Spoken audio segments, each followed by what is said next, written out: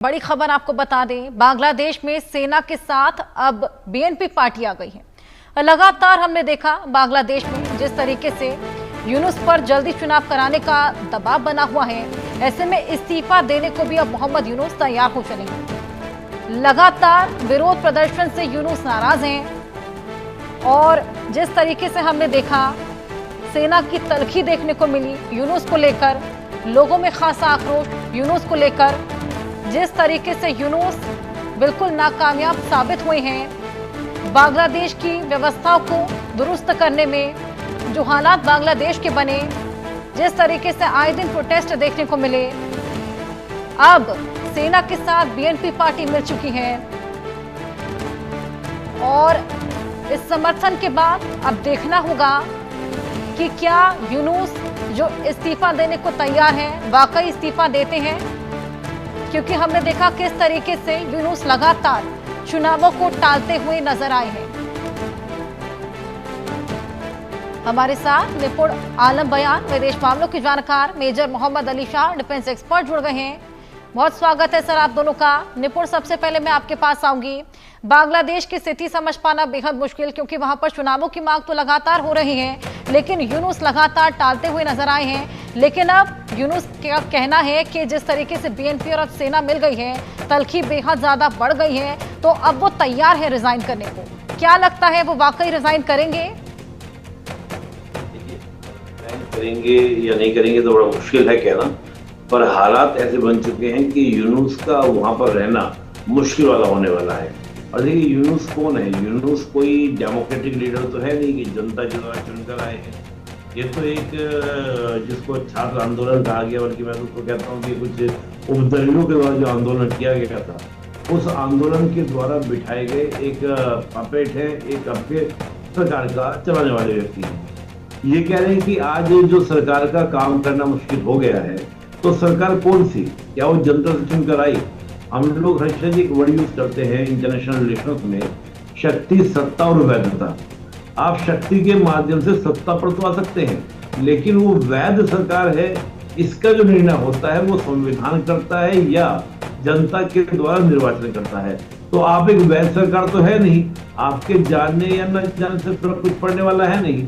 लेकिन बात यह है कि बांग्लादेश में जिस प्रकार की स्थिति आज बनी हुई है और बीएनपी और सेना का साथ आना, देखिए सेना में भी आप देखिएगा कि सेना में दो घड़े आपको देखने को मिलेंगे।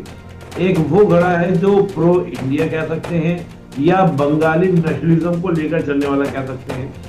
दूसरा घड़ा आपको देखने को मिलेगा तो वो घड़ा वो है जो सपोर्ट करता है किसको? कहीं ना कहीं पाकिस्तान, चीन, इस तरह के देशों को सपोर्ट करता है। अभी सेना ने भी ओपनली कहा है, जो सेना के प्रमुख है वकार, उन्होंने स्पष्ट रूप से कहा है कि जो मोहम्मद यूनुस की सरकार है, ये सरकार कहीं ना कहीं बांग्लादेश की सिक्योरिटी को क्या कर रही है, कहीं ना कहीं खतरे में ला रही है। कैसे कि रखाइन कॉरिडोर बनाने की बात कर रहे हैं मोहम्मद यूनुस, और रखाइन कॉरिडोर जो आपका रखाइन स्टेट है उससे बांग्लादेश की सप्लाई लाइन कहा जा रहा है। तो इसमें कहना यह है वकार साहब का कि इतना बड़ा महत्वपूर्ण डिसीजन आपने लिया और आपने सेना से परामर्श नहीं किया, सेना प्रमुख से परामर्श भी नहीं किया। इससे तो आप सीधा सीधा कहीं ना कहीं सिक्योरिटी को थ्रेट्स में ला रहे हैं। और ऊपर से क्या कर रहे हैं आपको चुनी हुई सरकार है नहीं, तो चुनी हुई सरकार नहीं है तो आपका जो मत है वो जनता का मत नहीं है। क्या जनता चाहती है कि इस प्रकार का कॉरिडोर बनना चाहिए? हम मानने को तैयार नहीं है। तो जब वकार साहब ने बातें करनी शुरू की कि बांग्लादेश की जो वर्तमान अंतरिम गवर्नमेंट है उसने बांग्लादेश की सिक्योरिटी को ताक पर रखा है, तो तब बीएनपी को सपोर्ट करना शुरू किया कि हम आपके साथ हैं। अब बात बड़ी दिलचस्प ये है कि बीएनपी पिछले दिनों आप देखेंगे अवामी लीग को भी सपोर्ट कर रही थी। बीएनपी ये कह रही है कि चुनाव होने चाहिए और जिसमें अवामी लीग को भी पार्टिसिपेट करने का अवसर मिलना चाहिए। तो जो दो मुख्य पार्टी हैं बीएनपी और Awami League, they are the against to the present government. तो that is the situation of Bangladesh. तो ऐसे में यूनुस का यहाँ से भागना तय है। मैं ये मान के चल रहा हूँ, आपने सुना होगा कल एक स्टेटमेंट और आया है, तस्लीमा नसरीन जो एक बड़ी लेखिका है, उन्होंने भी इस बात को कहा है कि यूनुस अब भागने वाला है, ये यूरोप भागेगा या अमेरिका भागेगा और वहां पर जाकर आराम की जिंदगी जिएगा, जबकि ऐसा नहीं होने देना चाहिए। इसको तो गिरफ्तार करके जेल में सड़ने के लिए छोड़ना चाहिए।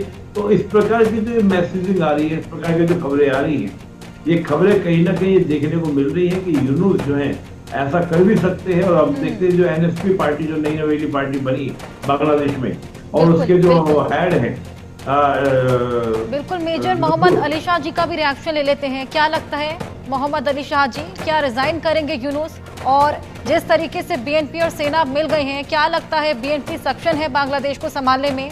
आखिर है तो स्टूडेंट की पार्टी ही।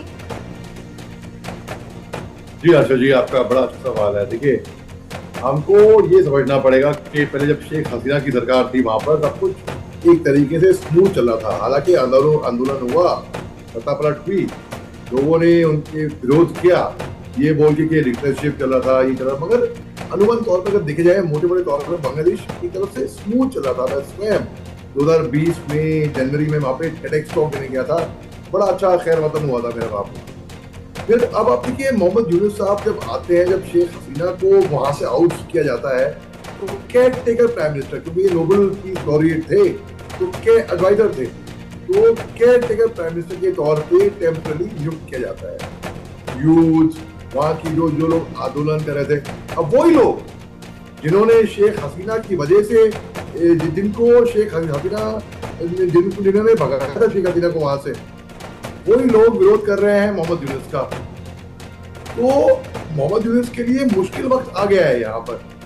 वो कंट्रोल नहीं कुछ कर पाए, उनके हाथ में था ही नहीं कुछ भी, और उनके हाथ से कमान निकल चुकी थी बिल्कुल। वो एक तरीके से डमी पपेट वहां पे बैठे हुए थे।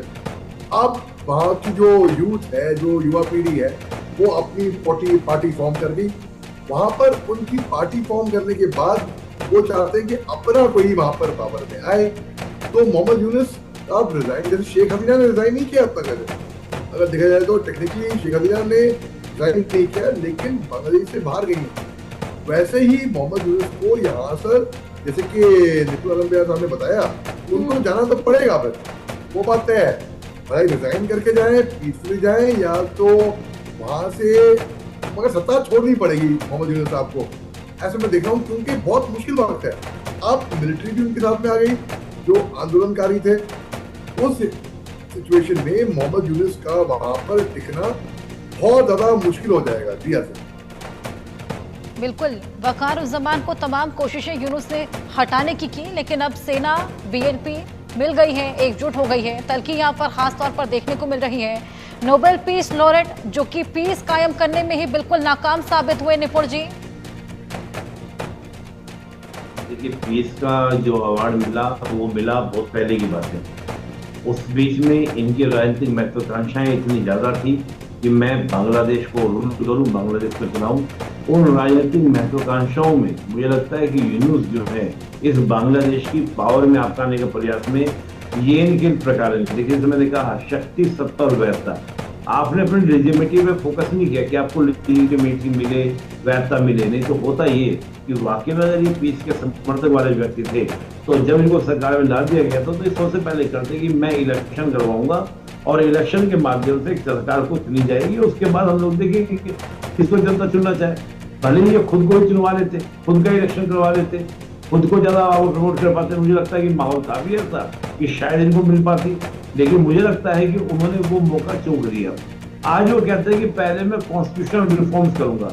जो नहीं तो इस्लाम, उनका कहना ये है कि भाई अगर हमने जो परिवर्तन किया था वो परिवर्तन सरकार का नहीं, हमने व्यवस्था का परिवर्तन किया था। और व्यवस्था का परिवर्तन का मतलब है कि पहले संवैधानिक संशोधन होने चाहिए, संवैधानिक सुधार होने चाहिए, उसके बाद आपका पावर में आनी चाहिए, चुनाव होने चाहिए। अब ये जो नहीर निजाम का कहना ये है, जो एनएसपी पार्टी के लीडर है, जो मिलकर आए, कह रहे हैं कि मैं सर से मिलकर आया। सर कौन? मोहम्मद यूनुस। और मोहम्मद यूनुस से मिलकर आने के बाद उन्होंने कहा कि मेरे से काम करना बड़ा मुश्किल हो रहा है, मैं रिजाइन देना चाहता हूँ। तो जो ये नाहिद इस्लाम इस बात को बोल रहा है कि वहां पर सरकार का काम करना मुश्किल हो रहा है, संवैधानिक सुधार। लेकिन प्रश्न ये है कि संवैधानिक सुधार कौन करेगा? जनता की चुनी हुई सरकार करेगी या तुम्हारे द्वारा कुछ उपद्रवियों के द्वारा बिठाई हुई सरकार करेगी? निश्चित रूप से ये कहेंगे कि जनता तय करेगी कि वो कैसे करना चाहिए, कैसे नहीं। जनता इसको ऑथोरिटी देगी, वो संविधान सुधार करेगी, संविधान संशोधन करेगी। तो मुझे लगता है कि अब आकर जिस हथकंडे को अपनाया गया था मोहम्मद यूनुस और उनके समर्थकों के द्वारा सत्ता में आने का, अब उन पर ही वो बात क्या उल्टी पड़ रही है। और जो अवामी लीग बीएनपी के सपोर्टर थे वो भी आज सड़कों पर हैं और वो सेना के साथ मिलकर काम कर रहे हैं। और मुझे लगता है कि ये सही समय है। वकार जो सेना के प्रमुख हैं वो भी जान रहे हैं कि जो इन्होंने स्टेप लिया है रोहिंग्या रखाइन कॉरिडोर को लेकर, ये एक बड़ा पॉइंट है जिससे हम बांग्लादेश की जनता को अगेंस्ट वो मोहम्मद यूनुस कर सकते हैं। तो वो भी इस मौके को चुकना नहीं चाहते हैं। रीजन जो आपने भी कहा कि खुद मोहम्मद यूनुस जो थे वो वकार को हटाना चाहते थे, जो सेकंड कमांडर हैं बांग्लादेश की आर्मी के, वो यूनुस के समर्थक है। वो चाह रहे थे कि कैसे भी करके वो बन जाए, लेकिन वकार ने उसका संभाला। तो मुझे लगता है कि वकार को लग रहा है कि मौका दोबारा नहीं मिलेगा, तभी उन्होंने दिसंबर तक की गाइडलाइन दी कि दिसंबर तक आप चुनाव कराएं। लेकिन हम जानते हैं अर्षद जी, दिसंबर में अगर चुनाव कराने हैं तो उसकी तैयारी अभी से करनी होगी। अब अभी तैयारी करनी होगी कि 2-3 महीने बाद नोटिफिकेशन आना होगा, उससे पहले चुनाव आयोग की मीटिंग वगैरह करनी होगी। और मुझे लगता है कि यूनुस इस मूड में होंगे नहीं, तो इसी बेस पर हो सकता है कि सेना पूरी की पूरी कमांड जो है अपने हाथ में ले ले। और मुझे लगता है कि ये भारत के पक्ष में भी होगा, क्योंकि मुझे याद है वकार का जब मैं इंटरव्यू सुन रहा था पिछला, उस इंटरव्यू में ये कहा था कि हम एक पड़ोसी हैं। और बिल्कुल सही बात थी हमारे। चलिए निपुण जी, मैं आपके पास वापस आऊंगी। एक बड़ा अपडेट दे दे दर्शकों को। बांग्लादेश में यूनुस और सेना प्रमुख में बड़ी तकरार है।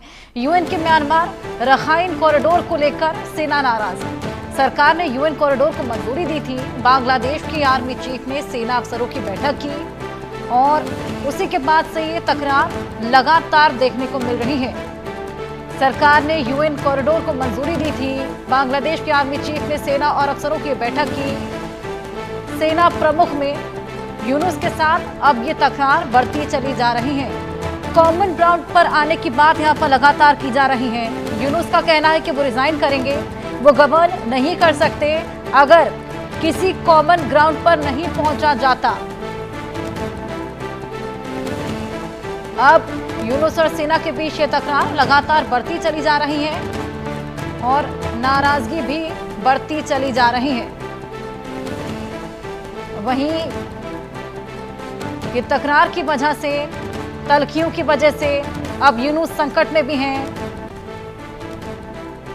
एक और बड़ी खबर आपको दे दें, बांग्लादेश में हिंदुओं पर फिर हमला हुआ है। बांग्लादेश में हिंदुओं के घरों पर अटैक किया गया। जैसोर में हिंदू घर, जहां पर ये तोड़फोड़ की गई है, हिंदुओं के घरों में आगजनी की गई, लूटपाट की गई। कट्टरपंथियों ने हिंदुओं के घरों पर हमला किया। लगातार हिंदुओं को निशाना बनाया जा रहा है। जैसोर में हिंदू के घर, जहां पर ये तोड़फोड़ की गई, इससे पहले भी हमने देखा तमाम हिंदुओं के घरों को तोड़ा गया, मंदिरों पर निशाना बनाया गया था। अब एक बार फिर से हमलों का सिलसिला शुरू हो गया है। ऐसे में अब नई सरकार का गठन बेहद ज्यादा जरूरी हो चला है। जिस तरीके से कानून व्यवस्था बिल्कुल चरमराई हुई है, एक नए लीडर की जरूरत बेहद ज्यादा बढ़ गई है बांग्लादेश में, क्योंकि हमले अब कट्टरपंथियों के लगातार बढ़ते चले जा रहे हैं और इस पे लगाम लगाने वाला, लगाम कसने वाला कोई भी नहीं है। इसी को लेकर खासा आक्रोश लोगों में भी है। लोग भी लगातार प्रोटेस्ट कर रहे हैं, लेकिन प्रोटेस्ट का तरीका भी आप देखिए, आगजनी कर प्रोटेस्ट किया जा रहा है।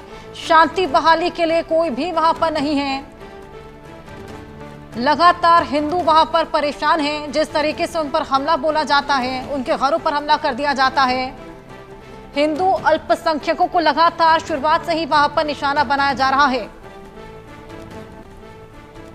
बांग्लादेश में हिंदू होना गुनाह है, ये लगातार साबित हो रहा है। मोहम्मद अली शाह जी, आपके पास में आऊंगी। कट्टरपंथी लगातार हिंदू के घरों को निशाना बना रहे हैं और शांति बहाली के लिए आखिर जाए तो जाए किसके पास? कानून व्यवस्था वहां पर है नहीं। सरकार को इस पूरे मामले को लेकर कोई एक्शन लेना नहीं है। जी, ये बहुत अफसोस की बात है, बहुत ही दुखद बात है कि जिस तरीके से बांग्लादेश के अंदर माइनॉरिटीज के खिलाफ, हिंदुओं के खिलाफ हो रहा है, जो हिंसा हो रही है, जैसे कि आपने फरमाया कि बांग्लादेश के अंदर हिंदू होना गुनाह है, ये बहुत ही चिंताजनक और बहुत ही दिल दहलाने वाली बात है। जिस तरीके से हिंसा हो रही है, ये इससे बहुत ही गलत प्रभाव असर पड़ेगा दुनिया भर में, बाकी देशों के माइनॉरिटीज को भी, क्योंकि जो बांग्लादेश के अंदर हो रहा है, मोहम्मद यूनुस साहब को कई मरतबा हिंदुस्तान से भी कई मुसलमान बॉडीज ने भी खुद चिट्ठी लिखी, संदेश भेजा, सिग्नल्स भेजे, फोन करे कि भाई कंट्रोल में लाओ, जिससे पहले ये आपके ऊपर ही खुद भारी पड़ जाए, लेकिन अब तक कुछ हुआ नहीं है। तो यानी कि मोहम्मद यूनुस के हाथ में कुछ है ही नहीं। और जिस तरीके से वहां पर हिंसा हो रही है, जिस तरीके से वहां पे अनरेस्ट हो रखा है बांग्लादेश के अंदर, ये बहुत ही खराब बात है। देखिए मैं बताऊं, आप देखिए माइनॉरिटीज के खिलाफ चीन में देख लीजिए, आप पाकिस्तान में देख लीजिए, आप अफगानिस्तान में देख लीजिए, आप कहीं पर भी देख लीजिए, हिंदुस्तान एक ऐसा देश है जहां पर माइनॉरिटी महफूज है, जहां पर सबसे बेहतरीन से बेहतरीन मुल्क माइनॉरिटीज के लिए हिंदुस्तान है, जहां पर डेमोक्रेसी है। तो लोगों को इस बात की वैल्यू समझनी चाहिए। जो बांग्लादेश के अंदर हो रहा है ये बहुत ही खतरनाक चीज है, बहुत ही खतरनाक प्रेसिडेंट है। इसके बारे में वहां पे सरकार कोई सी भी हो, चाहे मोहम्मद यूनुस की हो, चाहे सेना आई हो, चाहे मिलिट्री कू हो, चाहे कुछ भी हो, क्योंकि मिलिट्री कू तकरीबन 28 मिलिट्री कू तो बांग्लादेश के अंदर हो चुके हैं। तो बांग्लादेश के अंदर सट्टा पलट कोई बड़ी बात नहीं है। सट्टा पलट हो जाता है तो कोई बड़ी कोई नई बात नहीं, कोई अहम बात नहीं है, कोई बड़ी नॉर्मल बात है उनके लिए। तो यहाँ पर जो माइनॉरिटीज के इंटरेस्ट, उनके राइट्स प्रोटेक्टेड होने चाहिए कहीं पे भी, हर जगह पे मैं कहता हूँ। और केवल हिंदू मुसलमान की बात नहीं, माइनॉरिटीज, क्योंकि एक छोटे भाई को बिहेव करना चाहिए तो मालूम होना चाहिए कि बड़े भाई के साथ कैसे बिहेव करना है, और बड़े भाई कितनी इज्जत देनी है, बड़े भाई को भी छोटे भाई की इतनी इज्जत करनी चाहिए, उसको भी पता होना चाहिए कैसे कैसे बिहेव करना है। दोनों को कोएग्जिस्ट करना होता है आपस में। बिल्कुल अनिल शाह जी, लगातार बांग्लादेश में हालात बद से बदतर, खासतौर पर हिंदुओं के लिए। अब देखना होगा कि आखिर वहां पर यूनुस रिजाइन करते हैं, तख्ता पलट होगा, क्या होगा।